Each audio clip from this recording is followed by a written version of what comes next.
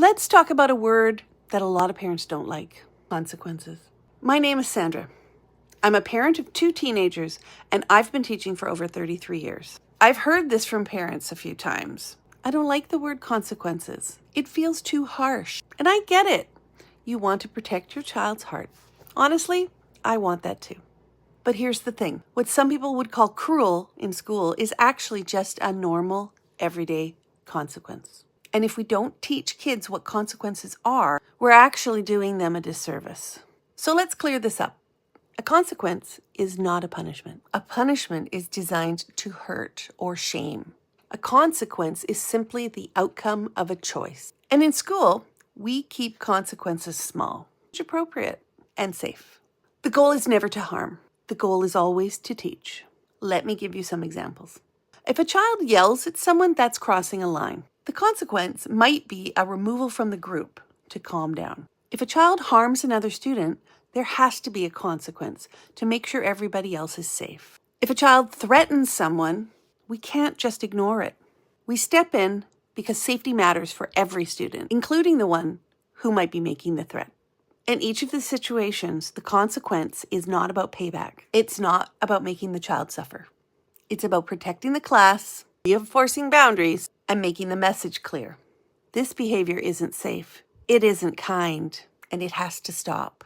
And here's why this matters so much. When we confuse consequence with punishment, we risk sending the wrong message. Kids grow through guidance, not through shame.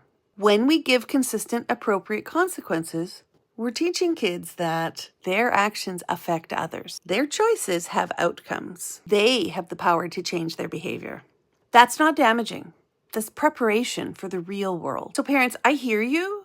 You want to protect your child's heart and mind. And I promise you, so do I. But protecting them doesn't mean shielding them from every consequence. Protecting them means helping them learn in a safe environment where outcomes are small and manageable, not life-changing. Think of it this way. Learning that yelling at a classmate leads to a 5-minute break, that's a lot better than learning as an adult that yelling at your boss leads to losing your job. These small consequences in childhood are rehearsals for real life. So here's the bottom line. Punishment is about hurting. Consequences are about teaching.